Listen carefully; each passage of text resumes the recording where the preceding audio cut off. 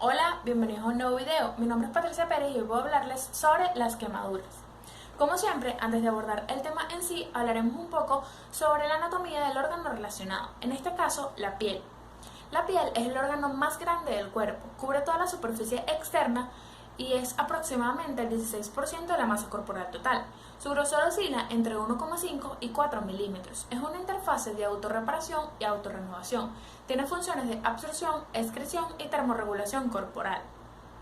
Y propiedades que la van a proteger de los daños causados por agentes externos. Se divide en dos capas principales. La epidermis, que es un tejido complejo que contiene un epitelio escamoso estratificado y queratinizado. Su grosor oscila entre 0,07 y 0,12 milímetros. Y seguidamente está la dermis, que es un tejido conectivo irregular, blando, que proporciona la resistencia a la piel. Su grosor oscila entre 1 a 2 milímetros y se divide a la vez en una capa papilar y una capa reticular. También se puede mencionar la hipodermis, pero esto es un tejido adiposo subcutáneo. La piel además tiene anexos cutáneos como las uñas, los pelos, que son estructuras queratinizadas filamentosas que se encuentran en toda la superficie corporal. En algunos casos no son evidentes. Los folículos pilosos, que son invaginaciones de la epidermis que contienen un pelo. Las glándulas sebáceas, que son acinos secretores de sebo, que van a drenar su secreción en un conducto común corto del canal capilar del folículo piloso. Y las glándulas apocrinas, que son glándulas grandes clasificadas como un tipo de glándulas sudoríparas, y estas también drenan su secreción en el canal capilar del folículo piloso por encima del canal de las glándulas sebáceas. Ahora bien, ¿qué son las quemaduras? Las quemaduras son lesiones producidas por la exposición de los tejidos vivos a agentes físicos, químicos o biológicos. Por agentes físicos se considera el fuego directo, los líquidos calientes, las radiaciones, la electricidad, la congelación, entre otros. Por agentes químicos se considera ácidos, álcalis derivados del petróleo, desecantes, corrosivos, entre otros. Y por agentes biológicos se considera secreción de reptiles, medusas, peces, insectos, etc.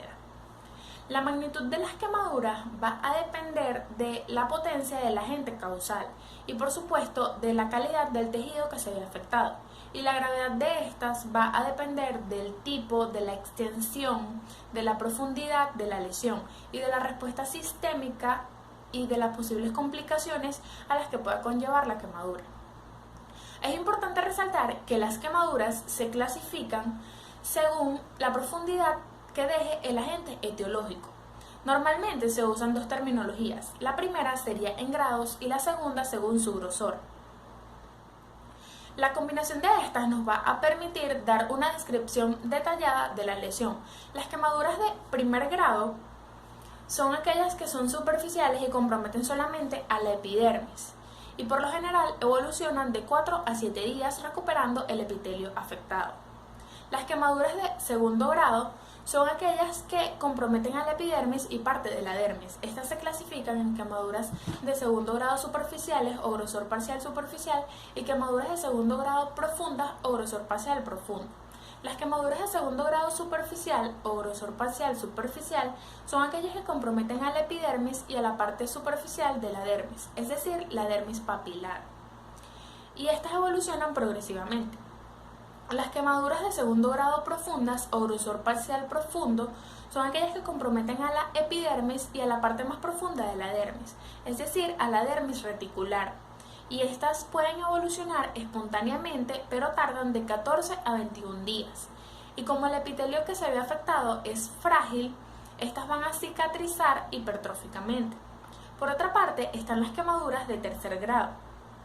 Las quemaduras de tercer grado son aquellas que comprometen todo el grosor de la piel. Estas tienen un aspecto seco parecido al cuero en color y textura, y es imposible que se regeneren espontáneamente. También existen las quemaduras de cuarto grado, pero esto no es un término usado comúnmente. Estas quemaduras, además de comprometer la piel, comprometen tejidos subyacentes, tejidos subcutáneos, músculos y huesos. Es importante mencionar que en toda quemadura se van a observar tres zonas. La zona de necrosis o coagulación es la zona central de la quemadura, es decir, la que tiene contacto directo con el agente etiológico. Este agente etiológico va a producir una coagulación de proteínas y la necrosis del tejido, y es allí donde se produce la mayor destrucción celular. Seguidamente está la zona de éstasis. La zona de éstasis es la zona circunvecina a la zona central y con tratamiento evoluciona hacia el centro o hacia la zona de la necrosis. Y la zona de hiperemia es la zona más periférica de la quemadura, es decir, que es la que tiene menos profundidad y esta se epiteliza rápidamente. Debemos tener en cuenta que cuando se producen alteraciones en la piel, esto va a dejar secuelas tanto funcionales como estéticas. Cuando un tejido se quema, esto produce una destrucción celular asociada a la desnaturalización de proteínas.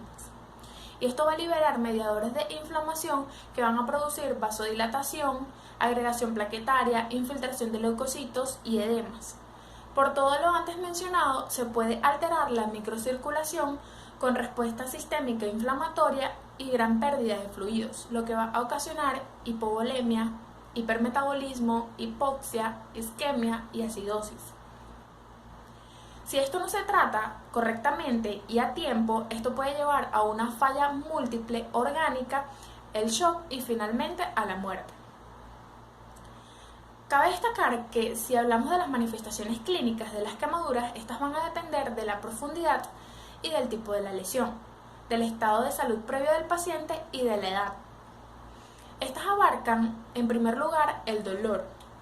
El dolor solo se manifiesta en quemaduras superficiales, porque los receptores nociceptivos están completamente conservados, mientras que en las quemaduras profundas no se aprecia el dolor intenso, porque estos receptores nociceptivos están completamente comprometidos en la lesión.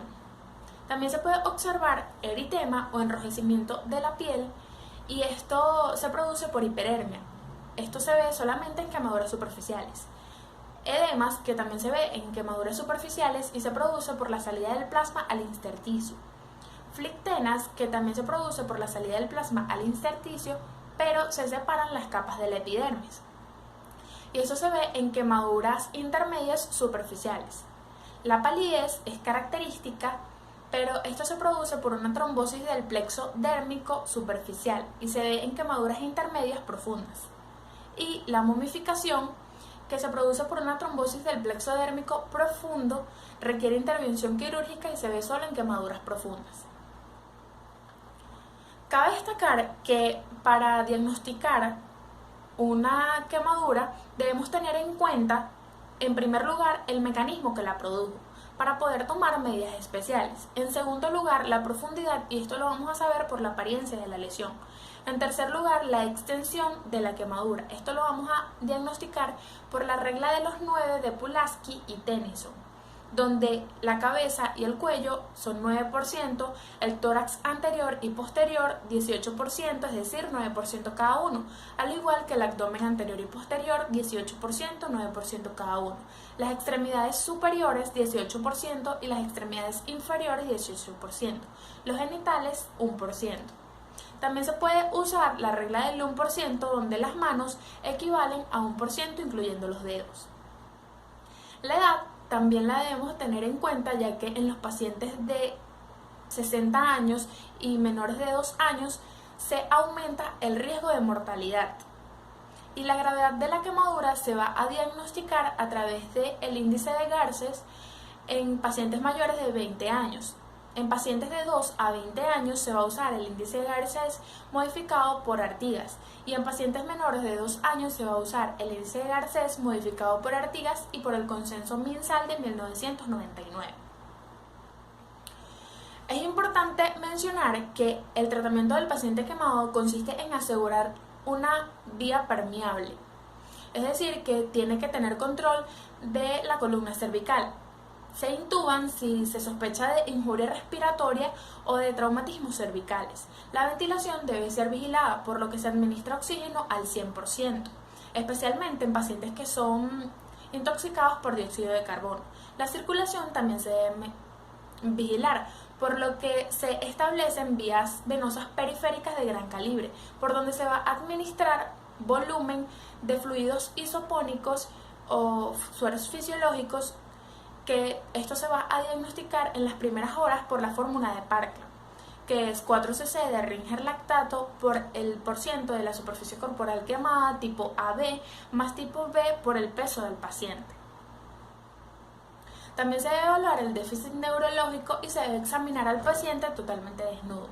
Se administran analgésicos según sea la necesidad del paciente. No se usan antibióticos y se administra la profilaxis antitetánica. El tratamiento de la lesión en sí consiste en aseo quirúrgico eliminando todos los compuestos que puedan ocasionar alguna infección a la quemadura. Posteriormente se va a tapar con membranas semipermeables que va a proporcionar una protección térmica y eliminar la parte acuosa del exudado.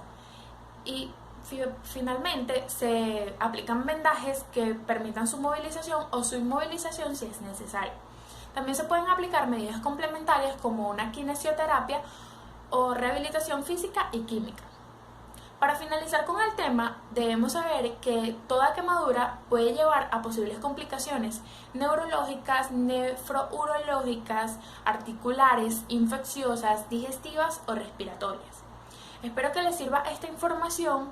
Gracias por ver este video.